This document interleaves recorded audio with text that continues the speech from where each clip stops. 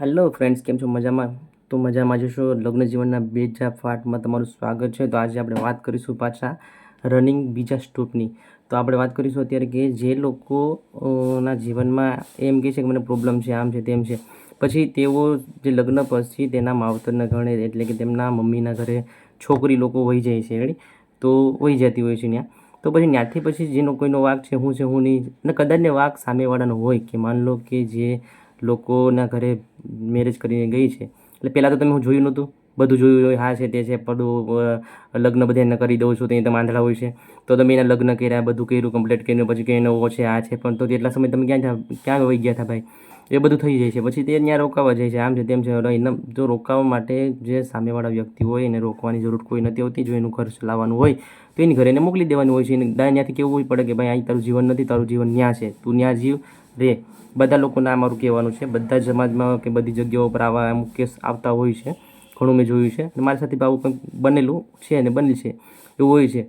તો આ રીતના હોય છે ભાઈ, તો એને મોકલી દો. પણ આ લોકો તો આઈપીએલની જેમ એવી બેટિંગ કરે છે સામેવાળા કે એ લોકો રનને બોલિંગ એવી ફેંકે છે કે સામેવાળા જે છે એને બેટિંગ જ કરવા નહીં દેતા. કંઈ રન કરી લેશે તો એટલે ભાઈ વર્લ્ડ કપ તમે જીતશો તો તમારે ક્યાં ન્યાયને હાચવવાનું છે, તમારે એ વર્લ્ડ કપને સામે જ જમા કરાવવાનું છે. તો ત્યાં રહેવા દઉં નહીં, સામે ક્યાં લઈ જવાની જરૂર છે, રેડી?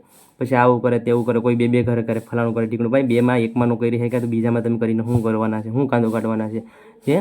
તો આવી બધી વસ્તુ હોય છે, બધાને ત્યાં બને છે. તો તમે ધ્યાનથી કોઈ બી વસ્તુનું સજેશન કરો. ખાસ કરીને મેં તમને કીધું એ પ્રમાણે આગળના પાર્ટ્સમાં થોડું ઘણું તમે જોયું હોય તો તમને ખ્યાલ હશે. તો આવી બધી વસ્તુ બધા સાથે બને છે, વારંવાર આવા પ્રોબ્લેમ થાય છે. ઘણી લોકો કોર્ટ કેસ આમાં તેમાં ફલાણામાં બધામાં ફસાતા હોય છે ને એવું બધું છે. તો તમે એ બધીમાં જવાની કોઈ જરૂર નથી. તમે તમારું સમજૂતી કરો, તમારી વાતચીત કરો, તમે સજેશન રાખો કે ક્યાં ફોલ્ટ છે એનું સુધારો કરો, રેડી? ખાસ કરીને તો જે ફોલ્ટ જે વ્યક્તિથી થાય છે એનું જો કે ભાઈ એના દ્વારા વારંવાર થાય છે, રેડી? આવી બધી વસ્તુ હોય છે. ખાસ કરીને વડીલ લોકોનું સાંભળો, ઘરના વ્યક્તિનું સાંભળો, શું કહેવા માંગે છે એ સાંભળો, ક્યાંથી ફોલ્ટ નીકળે છે એ સાંભળો, રેડી? વારંવાર તમે કરો ને આ કરો, ફલાણે વહી જાઓ ને સામેવાળી વ્યક્તિ અહીંયા વહી જાય ને પછી આ તેને એવું બધી કંઈ કરવાની જરૂર હોતી નથી. અને જ્યાં જાય પણ છે, હા માનીએ છીએ કે કોઈ કંઈક ડ્રિંક કરતા હોય છે, કંઈક મારતા હોય છે, કંઈક ખરાબ બીનામાં વ્યસન હોય છે, તો સમજીએ કે ભાઈ એવું કંઈક હોતું હોય છે. પણ કંઈ વાંધા અને કંઈ પ્રોબ્લેમ વગર અમુક વ્યક્તિ એજ્યુકેટ હોય છે, એવા વ્યક્તિ હોય છે, એની સાથે તમારે આવું બધું કરવાનું હોય છે. એટલે આવું બધું કરવાથી કંઈ ફાયદો નથી હોતો. અને જે કંઈ કરો એ પોતાની રીતના સમજી વિચારીને કરો. ખોટું કોઈને દેખાડવાની જરૂર નથી હોતી. તમે કેવા છે કે એ રીતના છે બધાને ખબર જ હોય છે, રેડી? તો ખાસ કરીને જેને જીવન સંસારને આગળ વધારવાનો હોય છે, ખાસ કરીને તેને લગ્ન જીવન પછી પોતાના સાસરિયામાં રહેવાનું હોય છે. ત્યાંના નિયમ નીતિ જે કંઈ હોય છે, રૂલ્સ એને ફોલો કરવાના હોય છે. પિયરમાં જાવું જઈ શકે છે, કંઈ કામ હોય એના સમય હોય એ પ્રમાણે મર્યાદા, કોઈ જવાની ના નથી પાડતું, કોઈને ના પાડવી બી ન જોઈએ, આપણે કહીએ છીએ. પણ એનો સમય હોય છે. પછી તમે એમ કહો કે ભાઈ 5 દિવસ જાઉં છે, 5ના બદલે 15-20 દિવસ ને એવું બાકી રહી ગયા, બાકી રહી ગયું. ઘરના કોઈ જાય તો કે ભાઈ હું 5 દિવસ પછી પાછું આવશે, 10 દિવસ પછી પાછું આવશે, તો હું બધી તમારા માટે કંઈ નવી રહ્યો છે ભાઈ? એને કંઈ કામ ધંધો નથી, તમે કંઈ કામ છે, ધંધો નથી, કંઈ વસ્તુ નથી, તો જે સામેવાળા વ્યક્તિની જે વસ્તુ છે એને તો એને કરવા દો, રેડી? તો આ રીતના હોય છે.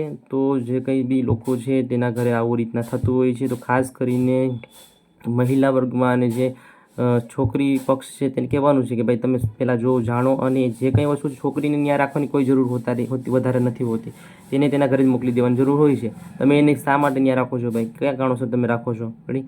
રાખવાનું છે તો પછી એના મેરેજ શા માટે કરો છો ભાઈ? એ તો પછી એમ કહો કે વાહ ઓલું છે ને આ છે, તો ભાઈ પહેલાં બધું જોયું નહોતું તમે? પહેલાં તો તમે બહુ હરખમાં હોય છે ને તમે બહુ ઓલામાં હોય છે, રેડી?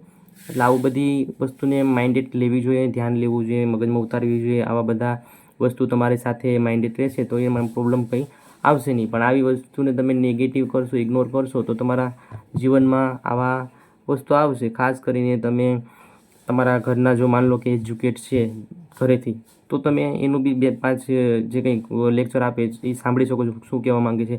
તમારા હસબન્ડ છે એ તમારા થી થોડાક નોર્મલ વર્ગના છે કે તેઓને એટલું જ્ઞાન નથી, તો એ સજેશન થોડુંક જોઈ શકે છે ભાઈ ઘરના થોડાક સમજદાર છે, પણ તમારા ઘરના સમજદાર નથી.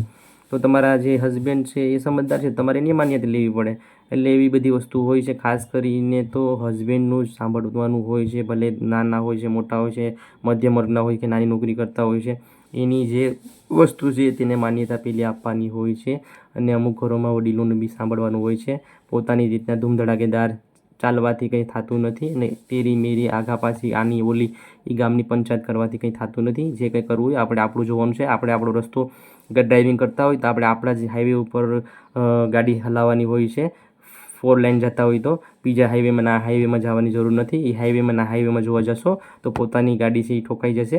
એટલે આની ધ્યાન રાખો. અને આવું બધું કહેવાનું છે. તો આ બીજો પાર્ટ્સ આપણે શેર કર્યો છે. હવે કંઈક લાગશે ત્રીજો છો તો એવું વગેરે વગેરે નોલેજ આવશે, અને આમાં તમને જે કંઈ શીખ મળે તો તમે બી શીખો અને જોવો અને જ્ઞાન લ્યો. એટલે આગળ જતાં તમારે બી આવી મુશ્કેલીઓનો સામનો કરવો પડે નહીં. જય હિન્દ, જય ભારત.